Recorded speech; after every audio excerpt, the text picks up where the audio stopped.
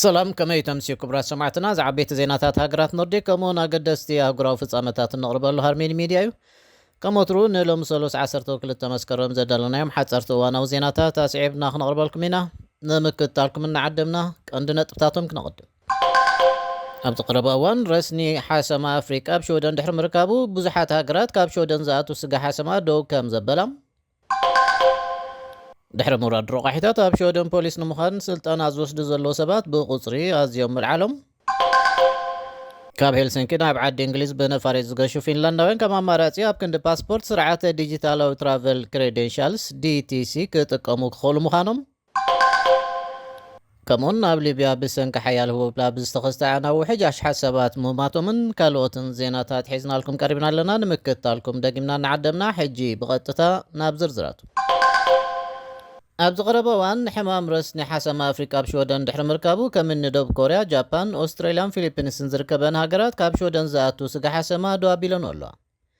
ኣስታት 50 ሚእታዊት ሰደድ ሽወደን ብኣሉታ ከም እተጸልወ ማግለስ ደርት ኣካያዲ ስራሕ ኢንዱስትሪ ስጋ ሽወደን ገሊጹ ኣሎ። በዚ ድማ ኣብዚ ምፍላም ጥራይ ክሳብ 50 ሚልዮን ክሮና ካብዚ ሰደድ ዝርከብ ኣታዊ ተሳኢኑ ኣሎ። ኣብ ዝሓለፈ ዓመት ሽወደን 254,000 ቶን ስጋ ሓሰማ ምፍራያ ካብዚ ድማ እቲ 30,000 ቶን ንሰደድ ከም ዝበቕዐ ቦርድ ሕርሻ ሽወደን ይገልጽ። ዛጊት በቲ ሕማም 7 ዝሞቱ ሓሰማታት በረኻ ከም እተረኽቡ እቲ ቦርድ ኣረጋጊጹ ኣሎ። እዚ ሕማም ክሳብ ሕጂ ኣብ ዝኾነ ኣብ ውሽጢ ሃገር ዝዓበዩ ሓሰማታት ኣይትረኽበን። ዝኾነ ግና ሓረስቶትን ወከልቲ ኢንዱስትሪ ስጋን ሽወደን ብዛዕባ እቲ ክመጽእ ዝኽእል ጽልዋ ኣዝዮም ተሻቒሎም ኣለዉ። እዚ ቫይረስ ንደቂ ሰባት ከም ዘየጥቅዕ ዝፍለጥ ኮይኑ ኣብ መንጎ ሓሰማታት ግና ኣዝዩ ተለብዓ ምዃኑ ክኢላታት ይገልጹ። እዚ ተሪዮ ዘገርም ኣይኮነን ትብል ዋና ኣካየዲ ስራሕ ናይቲ ብሓረስቶትን ኣፍረይትን ዝውከሉ ሓያሎ ጉጅለታት ኢንዱስትሪ ዝውነን ትካል ስጋ ሽወደን ኤዛቤል ሜሮቲ እዘን ሃገራት ኣብ ሽወደን ከምዚ ዓይነት ኩነታት ምስ ዝኽሰት ቆልጡፍ ስጉምቲ ብምውሳድ ዝፍለጥ እየን ትብል። ኣብ ጀርመን ኣብ 2020 ተመሳሳሊ ሕማም ተኸሲቱ ኣብ ዝነበረሉ እዋን ደቡብ ኮርያ ካብቲ ሃገር ዝመጽእ ሰደድ ኣጊዳ ምንባር እውን ዘኪራ።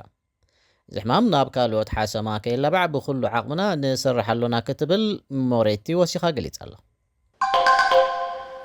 ኣገልግሎት ቤት ማእሰርትን ኣመክሮን ሽወደን ኣብ ዝመጽእ ናይ ቆልዑ ባጀት ኣብ ዓመት ኣስታት 1.5 ቢልዮን ክሮና ተወሳኺ ማል ክረክብ እዩ። እዚ ኣብ ልዕሊ እቲ ብግምት 14 ቢልዮን ክሮና ዝግመት ባጀት ምዃኑ ኣገልግሎት ዜና ሬድዮ ሽወደን ጸብጺቡ ኣሎ። እቲ ኣገልግሎት ከም ኣካል ውጥን ምስፍሕፋሕ ቁፅሪ ቀወምቲ ኣብያቶት ማእሰርትን መእሰሪ ቦታታትን ብዓቢኡ ክውስኽ ይጽዕር ኣሎ። እዚ ኣብቲ ሃገር ክትግበር ተሓሲቡ ንዘሎ ገበን ናይ ምጉዳል ፖሊሲ ሓጋዚ ስጉምቲ ክብል ዩኪ ኤሪክሰን ገሊጹ ኣሎ። ኣብ ሽወደን ፖሊስ ንምዃን ስልጠና ዝወስዱ ዘለዉ ሰባት ብቁፅሪ ምልዓሎም ተፈሊጡ። እዚ ዝኸውን ዘሎ ኣብ ዝሓለፈ ዓመት ናብ ፕሮግራም ስልጠና ፖሊስ ንምእታው ዘድሊ ረቑሒታት ድሕሪ ምውራድ እዩ። በዓል መዚ ፖሊስ ዝምልከቶም ኣካዳሚያዊ ድሕሪ ባይታ ዘለዎም ሰባት ናብ ሓይሊ ፖሊስ ተጸንቢሮም ንኽስልጥኑ ጻዕሪ የካይዱ ምህላዎም ገሊጹ ኣሎ። ንዝኽሪ ናይታ ቅድሚ 20 ዓመት ሎሚ ዝዓረፈት ነፍሴር ሚኒስተር ጉዳያት ወፃኢ ሽወደን ነበር ኣና ሊንድ ንምኽባር ሎሚ ምሸት ኣብ ስቶክሆልም ቤተ ክርስቲያን ካታሪና ጽኑዕ ስርዓት ዝኽሪ ክካየድ እዩ። እታ ሽወደን ናብ ዩሮ ክትጽምበር ዝብል ሬፈረንደም ቅድሚ ምክያዱ ሕደት መዓልትታት ኣብ ርእሰ ከተማ ኣብ ዝርከብ ዲፓርትመንት ስቶር ብስሕለት ዝተወገት ጓል 46 ዓመት ሶሻል ዲሞክራት ፈላሚት ጓል ኣንስተይቲ ቀዳመይቲ ሚኒስተር ሃገር ክትከውን ናይ ብዙሓት ትጽቢት ምንባሩ እዩ ዝግለጽ። ኣና ኣብ ሽወደን ኣዝያ ተፈታዊት ፖለቲከኛ ነይራ ትብል መሳርሕታ ከምኡውን እቲ መጥቃዕቲ ኣብ ዝበፅሓ እዋን ምስኣ ዝነበረት ኢቫ ፍራንክል እሳ ኣና ብእዋን ሞታ ኣዝያ ርእሰ ምትእማን ዘለዋን ፍትውትን ፖለቲከኛ ነይራ። ድሕሪ ሞት ኣና እቲ ፓርቲ ናብ ምልማስ በፂሑ ተሳዒሩ ከዓ ክትብል ወሲኻ ሓቢራ። ድሕርቲ ኣብ መወዳእታ ሓጋይ ዝተረኣየ ክብረ ወሰን ዝሰበረ ማዕበል ሃሩር ፈረንሳ ኣብዚ ሰሙን እዚ 80 ኪሎ ሜትር ኣብ ሰዓት ዘጓዓዝ ንፋስን በረድን ዝሓዘ ቦብላ ክሃርማ ከም ዝኽእል ይግለጽ ኣሎ። መብዛሕትኡ ክፋል ፈረንሳ መወዳእታ ሓጋይ ብዝተፈጥረ ማዕበል ሙቐት ማእከል ክሊማ ፈረንሳ ወርሒ መስከረም ንፈለማ እዋን ኣራንሾ ንዝሕብሩ መጠንቀቕታታት ከውፅእ ደሪኹ ወይ ይኹን እምበር እቲ ዋዒ ኣብ ሰሙን እዚ ክስሕል ምዃኑ ዝግመት ኮይኑ ትማል ሶኒ ድሕሪ ቀትሪ ኣብ ምዕራብ ሃገር ከቢድ ቦብላ ክጅምር ናብ ምብራቕ ገጹ ከዓ ክሰፍሕ ምዃኑ እቲ ትካል ሜትሮሎጂ ወሲኹ ሓቢሩ ኣሎ። እቲ ቦብላታት ካብ 60 ኪሎ ሜትር ንሰዓት ክሳብ 80 ኪሎ ሜትር ንሰዓት ዝዓቐኑ ንፋስን ብርቱዕ ዝናብን ከምጽእ እዚ ድማ ኣብ ገለ ከባቢታት በረድ ኮይኑ ክወርድ ምዃኑን ይግመት። ድሕሪ እቲ ቦብላ ሙቐት ክወርድ እኳ እንተኾነ ልዕሊ እቲ ልሙድ ክቕጽል ምዃኑ እቲ ትንበያ ኩነታት ኣየር ሓቢሩ። ብሓፈሻ ዝተሓተ ሙቐት ካብ 15 ዲግሪ ሴልሲየስ ክሳብ 20 ዲግሪ ሴልሲየስ ዝለዓለ ሙቐት ኣብ ሰሜናዊ ፈረንሳ ብገማግም ባሕሪን ቻነል ፓይሰ ዴላ ሎርን ካብ 23 ዲግሪ ሴልሲየስ ክሳብ 28 ዲግሪ ሴልሲየስ ኣብ ካልእ ቦታታት ድማ ካብ 29 ዲግሪ ሴልሲየስ ክሳብ 34 ዲግሪ ሴልሲየስ ክኸውን እዩ። ኣብ ዝሓለፈ ሰሙን እቲ ሃገር ኣብ ወርሒ መስከረም ክብረ ወሰን ዝሓዘ ሙቐት ከም ዝረኣየ ዝፍለጥ እዩ። በዚ ድማ ሰሜናዊ ፈረንሳን ዞባ ፓሪስን ኣብ ኣራንሾ ንመጠንቀቕታ ኩነታት ኣየር ምእታውን ኣብ 2003 ስርዓተ መደባ መጠንቀቕታ ኩነታት ኣየር ካብ ዝጅምር ንድሓር ኣብ ወርሒ መስከረም ከምዚ ዓይነት መጠንቀቕታ ክወፅእ ፋልማይ ምዃኑን ማዕከን ዜና ዘሎካል ንፈረንሳዊ ሜቴ ብምጥቃስ ወሲኻ ጸብጺባ ኣላ።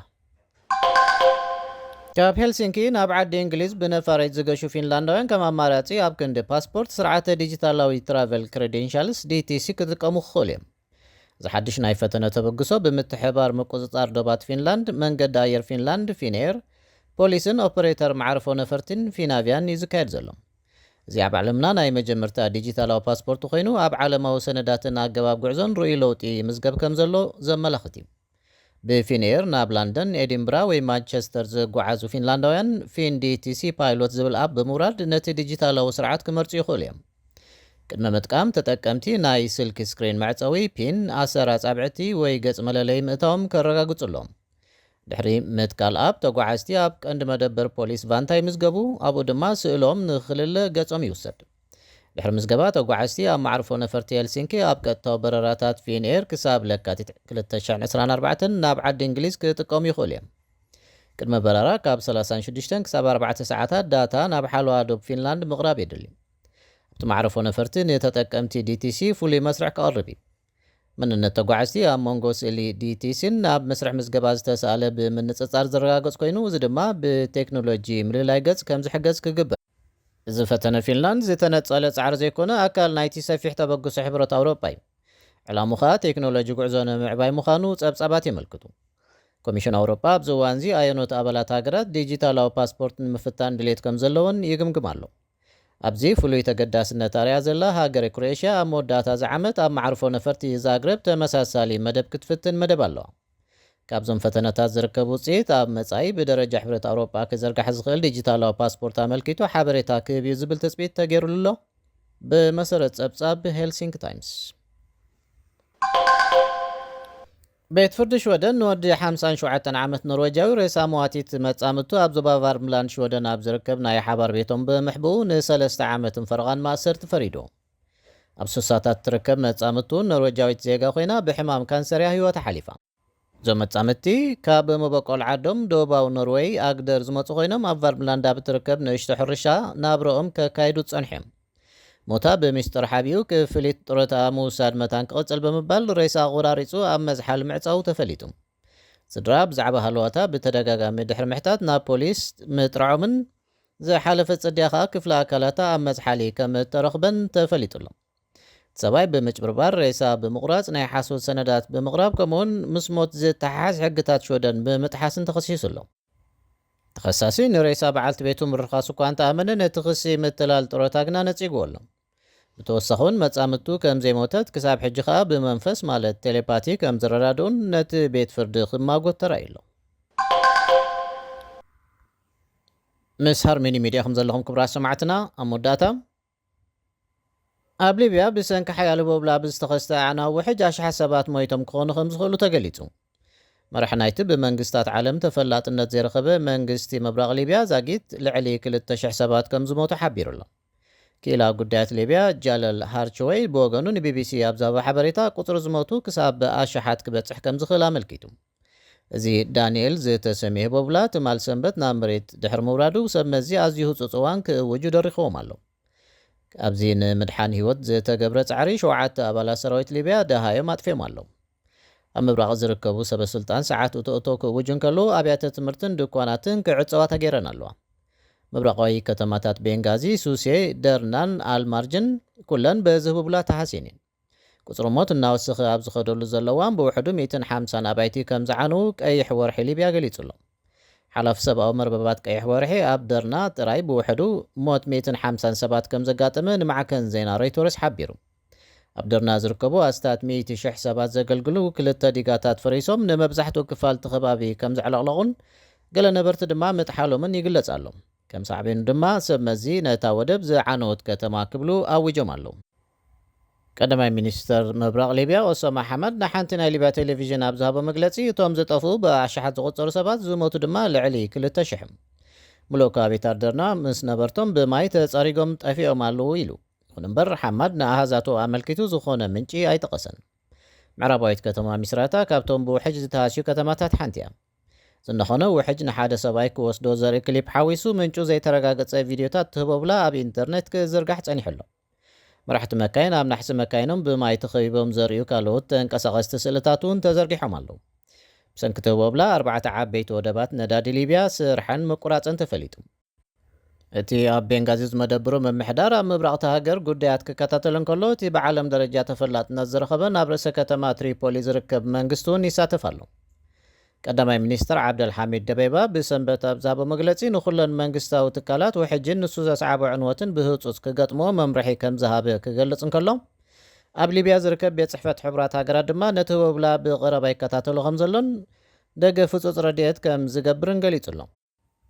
ኣብ 2011 ኣብ ልዕሊ ገዲም መራሒ ሊብያ ሙዓመር ቃዛፊ ድሕሪ ዝተፈጸመ ቅትለት ሊብያ ካብ 2014 ጀሚራ ኣብ መንጎ ክልተ ተቐናቐንቲ መምሕዳራት ተኸፋፊላ ትርከብ። ክልቲኦም መንግስታት ድሕሪ ቦብላ ዳንኤል ናይ 3 መዓልታት ሓዘን ኣውጆም ኣለዉ። እዚ ቦብላ ዝሓለፈ ሰሙን ንግሪክ ቱርክን ቡልጋርያን እውን ከም ዘጥቅዐንን ልዕሊ ደርዘን ካልኦት ሰባት ከም ዝቐተለን ተፈሊጡ። ግብፂ ትማል ሶኒ ንቦብላ ዳንኤል ኣመልኪታ ነብሳ ንምክልኻል ትዳሉ ከም ዘላን ኣማሲኡ ድማ ትካል ሜትሮሎጂታ ሃገር ኣብ ልዕሊ ገማግም ሰሜናዊ ምዕራብ ደመና ብፀዓቅ ምትእኻቡ ምሕባሩን ተፈሊጡ። ብሰንኪ ምውሳኽ ሙቐት ዓለም ኣብ እዋን ሓጋይ ብዙሕ ማይ ይሃፍፍ ብምህላው ብርቱዕ ቦብላ ከም ዘስዕብ ተመራመርቲ ኣጠንቂቖም ኣለዉ። እምበር ክቡራት ሰማዕትና ንሎም ሰሉስ 12 መስከረም ዘዳለናዮም ሓፀርቲ እዋናዊ ዜናታት በዚ ፈፂምና ኣለና። ምሳና ብምጽናሕኩም እናመስገንና በዚ ንሰናበተኩም። ሰላም።